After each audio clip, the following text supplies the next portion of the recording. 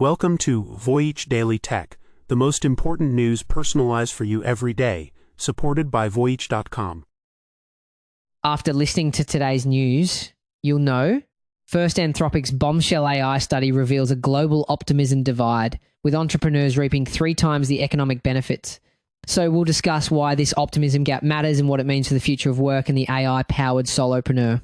Second, OpenAI's $30 billion ChatGPT ad strategy stalls, frustrating top agencies and creating an opening for Google. We'll analyse why this cautious rollout is a turning point and how it affects the race to monetize generative AI against its rivals. Third, Nissan's radical e-power hybrid hits the US, using a gas engine only as a generator to challenge EV dominance. We'll explore how this hybrid system could transform auto industry strategy amid cooling EV demand and intense supply chain pressures. Fourth, Google's new AI agent Stitch wiped 12% off Figma's stock, signaling a major disruption for design software. In this episode, we'll break down this competitive attack and what it signals for SaaS companies in the era of powerful AI agents. Fifth, Elon Musk found liable for misleading investors during his $44 billion Twitter takeover, a verdict that could cost millions. We'll analyse why this verdict is a turning point and how it could affect legal accountability for executives who move markets on social media. A massive new AI study just dropped a bombshell and it splits the world in two. According to a report from Anthropic surveying over 81,000 people, individuals in sub-Saharan Africa and Asia are significantly more optimistic about AI than those in Western Europe and North America. So why would an AI company like Anthropic even publish a study like this, especially one that highlights public fears? Actually, it's a brilliant strategic move. This isn't just about data, it's about shaping the entire conversation. By funding and releasing this research, Anthropic positions itself as a thoughtful leader, gets valuable market data on where future growth might be, and provides key talking points to policymakers about public hopes and fears. It's a way to build trust while also steering the narrative. So why the optimism gap? It's all about the money, but the spoils are not being shared equally. The report reveals that independent workers, entrepreneurs, and those with side gigs are experiencing more than triple the rates of economic empowerment from AI compared to salaried employees. While 32% of all users report AI is most useful for boosting productivity, it's the entrepreneurial class that is truly cashing in. In the real world, it's fascinating to see how this plays out. We're seeing the rise of the AI-powered solopreneur. These are individuals using AI agents to automate entire business functions from marketing and content creation to customer support and operations. They are effectively running businesses that feel like they have 10 or 20 employees, but it's just one person. And their AI tools, this is how a single person can now build a scalable business and compete with much larger companies, at least for now. But that's not the whole picture. For every winner, there's a growing sense of dread. Job displacement surfaced as a primary concern, with 22.3% of respondents expressing it as their biggest worry. And this isn't just about factory jobs. One software engineer in the US was quoted saying, "When I'm coding now, I'm mostly just an observer, not a creator anymore. I can see that even for the observer role, I might not be needed." This is a huge fear, but what that engineer is describing is precisely the new frontier of professional work. The role of the human in the loop is changing. As AI takes over mechanical tasks like writing code or building financial models, the high-value human skills become strategic oversight, creative problem framing, and ethical governance. The job isn't just to do the task, but to direct, question, and validate the AI's work. And universities are already racing to adapt. Schools like Northeastern and Duke are partnering directly with AI companies to build new curricula, training a new generation of AI managers and strategists. This brings us to the core, conflict tearing experts apart. Who really benefits from the AI revolution? One analyst calls AI the great equalizer, giving people in rural Indonesia access to the same tools as someone in the US. But a United Nations report warns of the exact opposite, predicting AI could worsen inequality as economic benefits are captured by wealthier nations. One expert cautions that for emerging economies, AI may simply amplify existing vulnerabilities through digital exclusion and algorithmic biases. This isn't just a theoretical debate either. To avoid becoming dependent on foreign AI platforms, nations in the global south are fighting back. The Pan-African Parliament, for example, is pushing hard for what it calls data sovereignty, basically, ensuring that Africa controls its own digital data and AI systems to prevent a new wave of digital colonialism. At the same time, you have incredible grassroots movements like the Deep Learning Indaba, an organization strengthening AI talent and education across Africa. So the equalizer vision isn't about just getting access.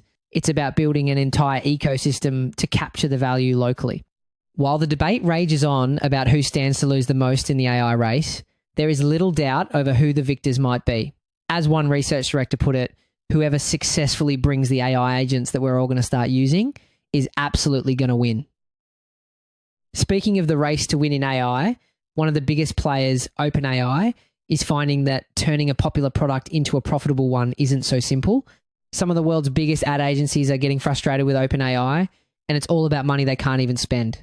When OpenAI announced ads on ChatGPT, Madison Avenue giants like WPP, Omnicom, and Dentsu jumped at the chance to test the future. But there was a catch. The price to get in on the experiment was unusually high, with some brands committing up to $250,000, double the typical amount for a test run. A while back, we talked about OpenAI testing ad-supported subscription tiers and a reported $1 billion Disney licensing deal early. Signs the company was gearing up to monetize more aggressively as costs climbed. The core of the issue is that advertising inside a conversation is a completely different beast than what we see on Google. With a search, your intent is clear. You type running shoes and you get ads for shoes. But in a chat, the AI has to figure out what you want in real time from a fluid back and forth conversation without being disruptive. It's an enormous engineering challenge to get right. We previously analyzed how pulling powerful tools like Sora directly into ChatGPT raises new safety and security challenges, including conversational jailbreaks and ads layered into that same chat surface only increase the need for precision. And now, get this, according to multiple ad industry sources, the rollout is moving so slowly that many are concerned their full budgets won't even be spent. While OpenAI says the slow pace is intentional to refine the experience, advertisers are left with committed funds they can't use and fewer insights than they paid for. Continuing our last discussion about jailbreaks and deepfakes, it makes sense that OpenAI is tiptoeing here. One high-profile mistake could spook both users and brands. This decision brings both huge potential rewards and comes with inherent risks. When you introduce ads to a platform people see as a source of knowledge, you risk breaking that trust. We've seen how this can go wrong on other platforms. For example, one recent study found that nearly 1 in 3 ads on Meta's platforms in Europe was linked to scams, phishing, or malware. If something like that happens on an AI people rely on for answers, it could be catastrophic for the brand. And we've already seen how quickly generative video tools can be misused when guardrails slip. Pair that with a paid placement and the brand safety stakes go way up, but the rabbit hole goes deeper. This isn't just about a slow test. This is about a market that analysts believe is about to explode. One firm, Truist, projects OpenAI's ad revenue could grow from under $1 billion this year to over $30 billion by 2030, becoming a core pillar of the digital ad industry. We framed OpenAI's broader push as a super app gambit before ads are the monetization pillar that makes that vision pencil out. But, advertisers see huge potential reward even with the early headaches. Believe it or not, early data shows that traffic from AI platforms can convert users into customers at a much higher rate. Some studies suggest a conversion rate over 14% compared to less than 3% for typical Google traffic. So even though ChatGPT ads are more expensive, the bet is that they are reaching people who are much closer to making a buying decision. This all sets the stage for a massive showdown. As OpenAI moves with caution, its rivals are drawing battle lines. AI competitor Anthropic took direct shots at OpenAI in a Super Bowl commercial, proclaiming its own platform will remain ad-free. A few weeks ago, we noted how Claude's downloads spiked after Anthropic publicly drew a hard line on government surveillance. Today's ad-free positioning is the same values-first playbook, and this ad-free promise from Anthropic isn't just a marketing slogan. It points to a fundamentally different business model. Anthropic is heavily focused on enterprise customers, selling subscriptions to businesses that want reliable, secure AI without ads getting in the way. And it seems to be working. The company has seen explosive growth by positioning itself as the privacy-focused, business-friendly alternative. We've been tracking that momentum in the sign-up data, and it hasn't looked like a blip. And then there's the giant in the room, Google. While it hasn't put ads in its Gemini chatbot yet, the question is whether OpenAI's slow rollout will prove to be a massive advantage for the search leader. While OpenAI is carefully building a new billion-dollar business, Its caution could be a critical opening for Google, which is on track to sell an estimated $252 billion in search ads this year alone. Remember, Google's strategy has been to weave Gemini into the apps you already use, and we've seen its market share jump sharply, which could be a tailwind if OpenAI hesitates. Ultimately, this all comes down to one of the biggest questions in tech today: how do you use our data? OpenAI insists that user conversations will remain private and won't be shared with advertisers. But the concern is how the AI will use the context of your chat to target ads, echoing past controversies like when Google used to scan the content of emails for keywords. As we mentioned earlier, OpenAI is already piloting ad-supported tiers. So this privacy question isn't theoretical, it's product design in real time. How OpenAI navigates this privacy minefield could determine not just its own future, but the future of how all of us interact with AI.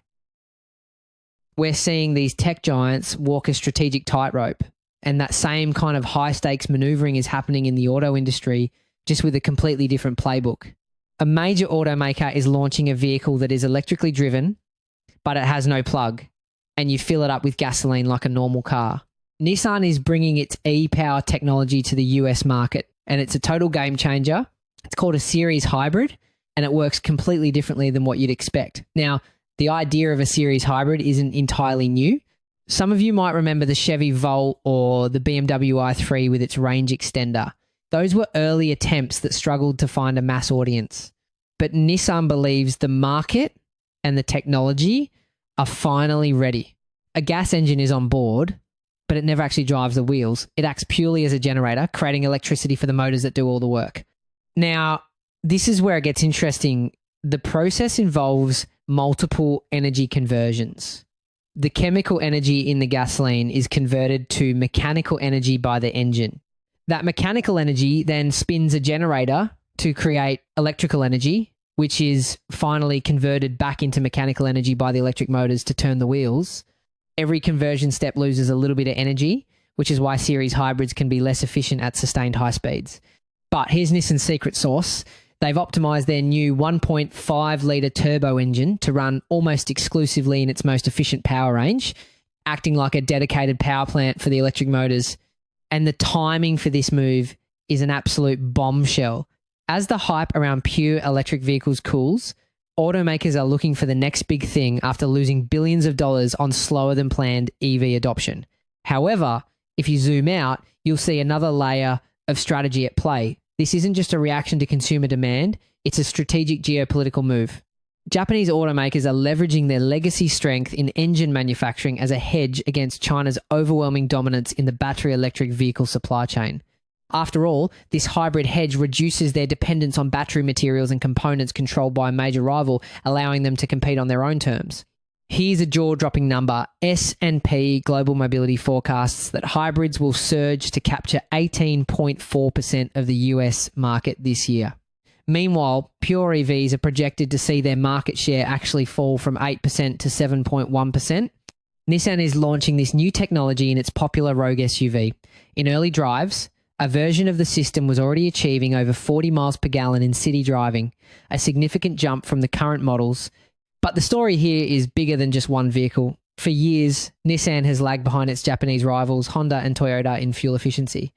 This e-power system is their strategic play to challenge the undisputed kings of the hybrid sector. The experience is designed to be the best of both worlds. The instant acceleration and quieter ride of an EV, but with the familiarity of a gas engine and no need to find a charging station. But it also creates a new maintenance question. While it gets rid of a traditional transmission, you still have an engine that needs oil changes, plus a complex electric drivetrain. Some early reports from other markets have pointed to potentially expensive repairs on components like the generator motor.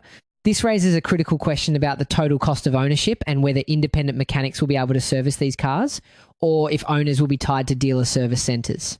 Nissan has confirmed the system is modular, capable of being adapted to other vehicles in its lineup. This isn't just a new feature for the Rogue, it's a new weapon in the high-stakes battle for the future of the American highway. From the battle on the highway to the war for your desktop, another tech giant is making moves that could completely upend a billion-dollar industry.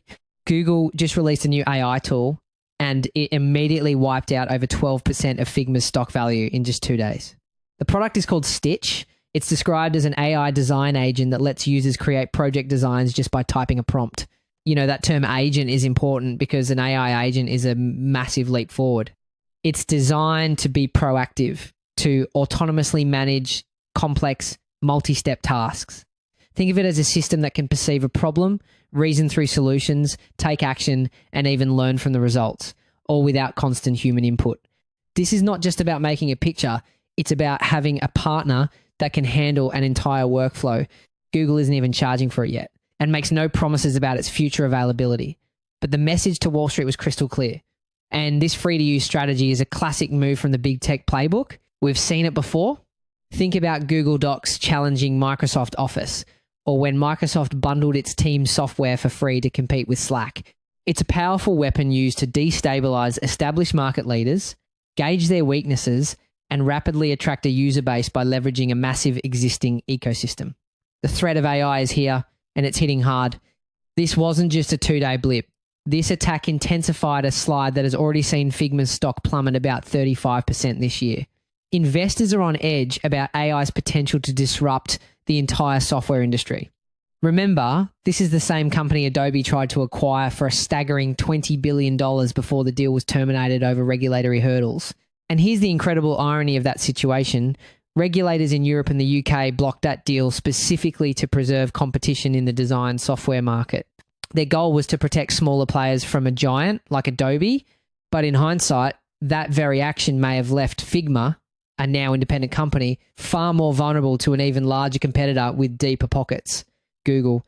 It's a textbook example of how antitrust actions in the fast-moving world of AI can have completely unintended consequences. But if you think this is a simple David versus Goliath story, you're wrong. The rabbit hole goes deeper. Just months ago, Google Cloud and Figma announced an expanded partnership. Google's own generative AI technology is already being added directly into Figma's platform. When we place Google's partnership alongside its new competitive product, the contradiction becomes clear. What is the real end game here? Google is simultaneously a partner feeding its powerful AI into Figma's tools while also building a potential competitor in its own lab. There's actually a name for this strategy in the tech world, often called embrace, extend, and extinguish. It's a playbook where a dominant company first embraces an existing standard or platform, then extends it with its own proprietary features, and finally uses that advantage to extinguish the competition. It's a move that has set off alarm bells for the entire design world.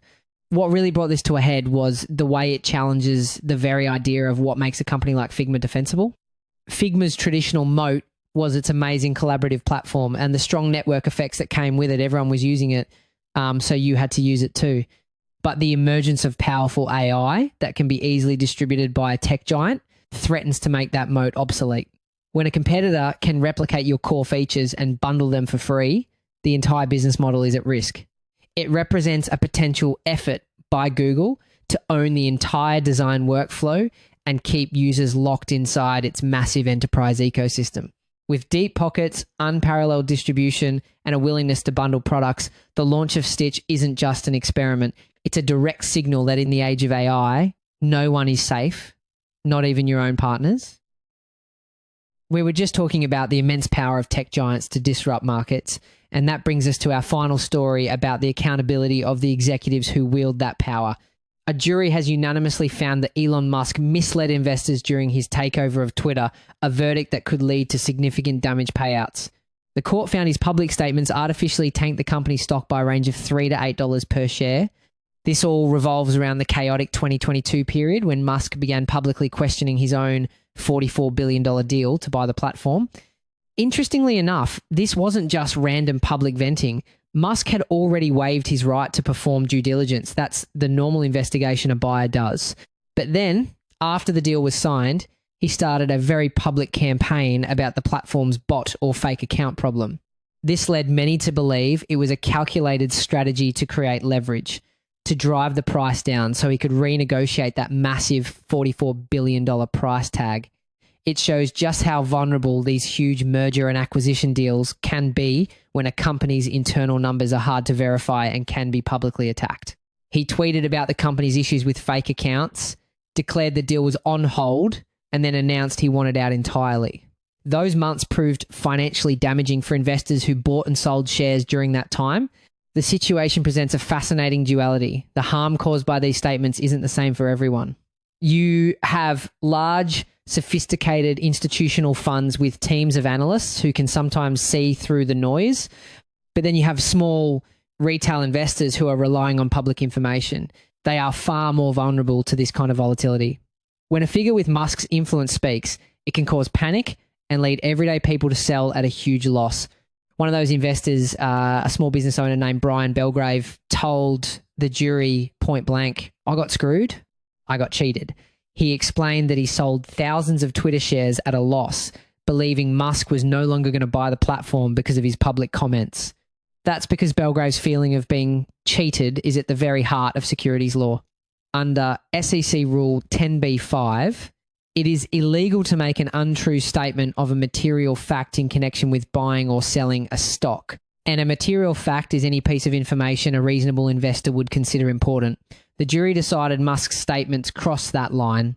And if you think this is familiar territory, you're almost right. Musk actually beat a similar 2023 lawsuit brought by Tesla shareholders. But this time, after 2 days of deliberation, the San Francisco jury decided against him. So what was the difference?